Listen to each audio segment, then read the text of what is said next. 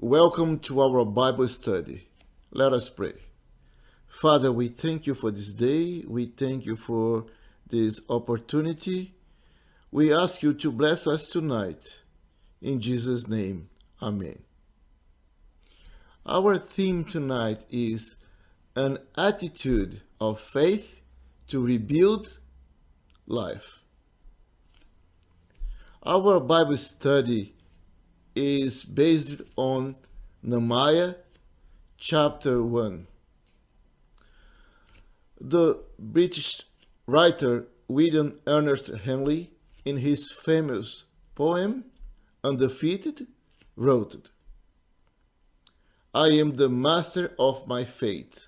I am the captain of my soul." This verse portrays in a very faithful way the lifestyle of many people in our days.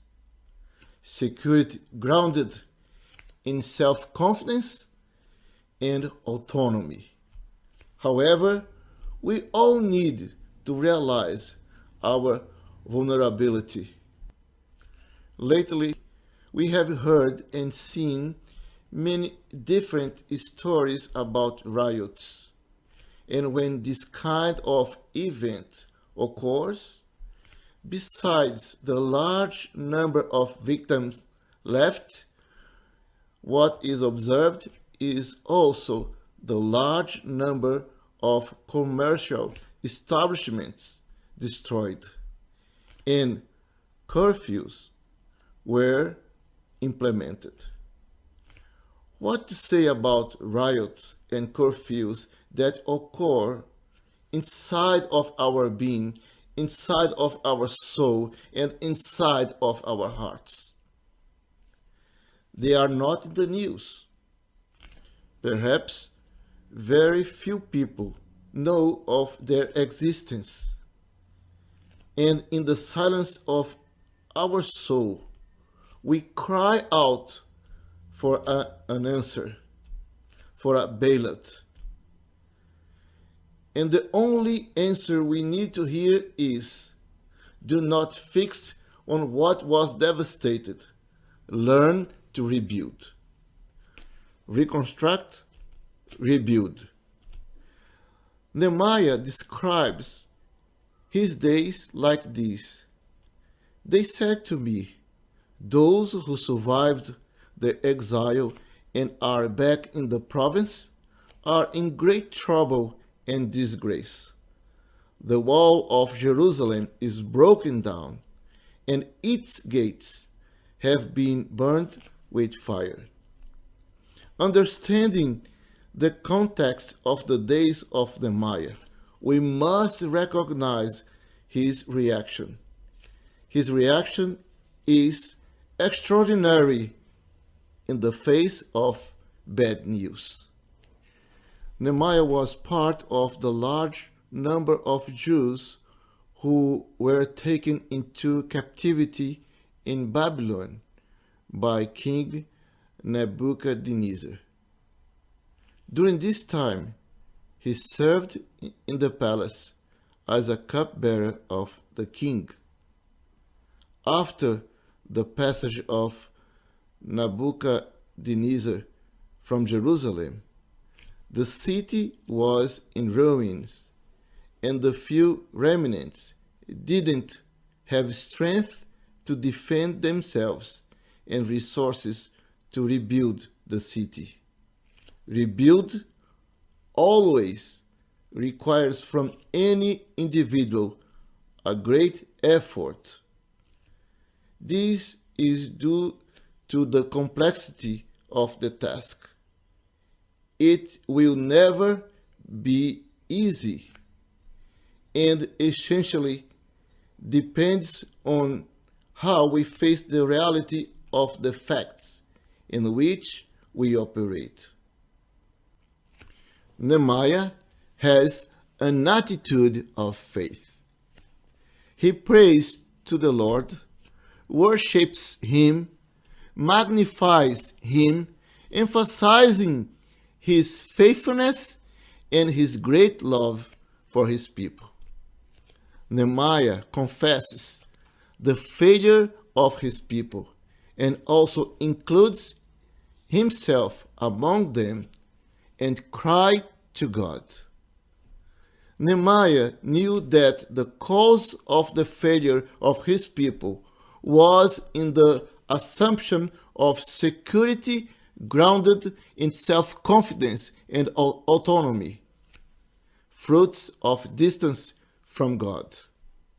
Just as in his days, today also, it's not easy to live among people uncompromised with the Word of God, without enthusiasm and without motivation in relation to the plans and the purpose of God. And when this occurs, the destructive effect in our being is similar to the devastation caused by riots and curfews. Therefore, given this reality, we are challenged to a change of attitude. We are challenged to do a spiritual rebuilding. The rebuilding, again, requires from us an attitude of faith. Nehemiah demonstrates this through his trust in God, his caution, his courage, and his life unengaged with the enemy. From Nehemiah, we can learn three valuable lessons to rebuild our life. Lesson number 1: prayer is the first action we must take. Depositing in the hands of God all our trust and dependence. Lesson number 2: the establishment of priorities so that we can understand and realize God's plan in our lives. Lesson 3: demonstrate our trust in God in the face of obstacles, confident that our God always hears our prayers and He continually wants our spiritual growth. We should seek our spiritual rebuilding, believing that the God of heavens is who will give us success.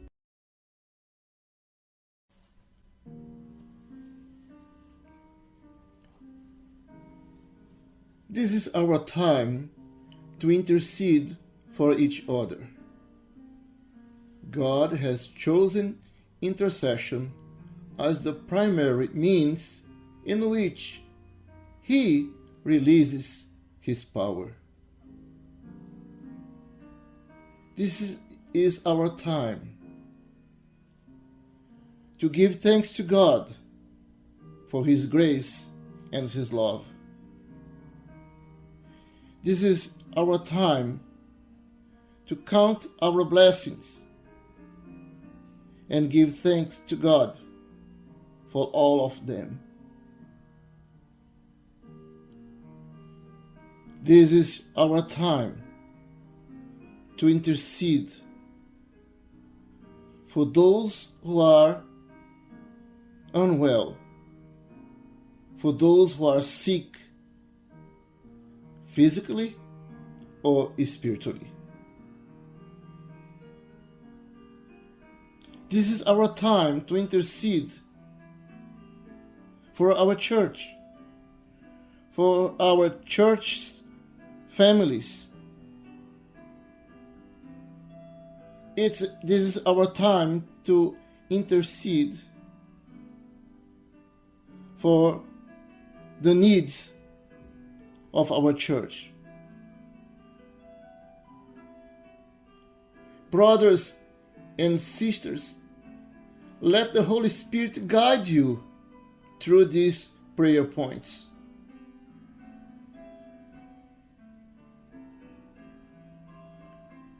Let us have a few minutes in silent prayer.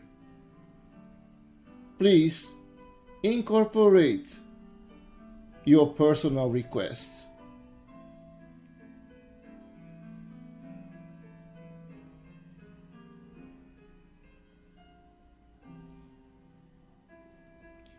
Dear Heavenly Father, you are the beginning and the end. You are holy. You made a way for us to approach you. Thank you, Lord, that you are our refuge and our strength in hard times. You are our ever-present help in times of trouble.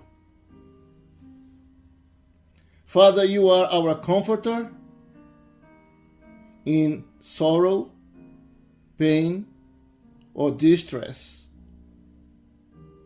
You are our peace and our protector. You are our salvation, our rescuer, and our refuge. Thank you, God, for your goodness and your loving kindness to us. Father, help us to focus on you and your power.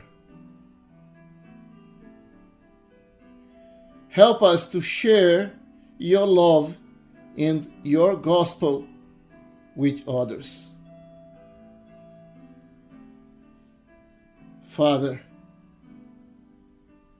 thank you for your love and your care for us. Help us to be strong in you, to be strong and stand firm. Help us